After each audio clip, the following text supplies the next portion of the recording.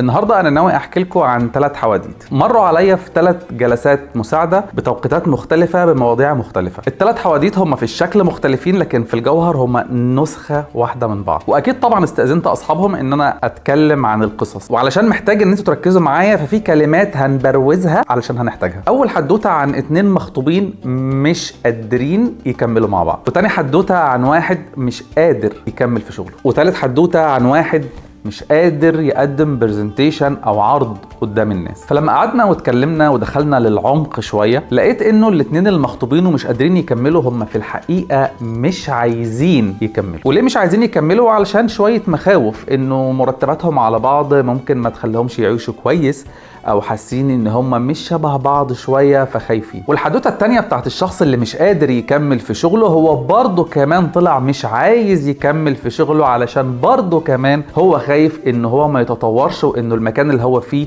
ما يكبرش. اما بقى عن الحدوته الثالثه والاخيره بتاعت الشخص اللي مش قادر يقدم عرضه قدام الناس، هو برضه كمان طلع مش عايز يقدم عرضه قدام الناس لانه اتفرض عليه، وده لانه خايف انه الناس ما تنبسطش من طريقة عرضه للموضوع. ولما ربطت المواضيع ببعض والقصص ببعض رغم انها كانت في توقيتات مختلفة، اكتشفت انه بنسبة كبيرة مش دايما انه كل كلمة انا مش قادر بيبقى وراها فعليا انه انا مش عايز، وبيبقى ورا كلمة مش عايز ان انا فعليا خايف لسبب ما. زي كده مثال بسيط هيلم ده كله، لما يجوا اصحابي مثلا يقولوا لي كريم ما تيجي ونخرج، اقول لهم بصوا انا بصراحه مش قادر. في الحقيقه هو انا مش عايز، مش انا مش قادر، وده يمكن لان انا خايف اني ما انبسطش. وهنا بدات اشتغل مع ال3 على فكره الخوف اللي بيحجمنا عن حاجات كتير وبيخلينا مش عايزين، وعلشان كده بيخلينا مش قادرين، مع العلم ان احنا ممكن نكون قادرين نعمل ده. فكتير قوي بنبقى محتاجين نفتش عن الخوف.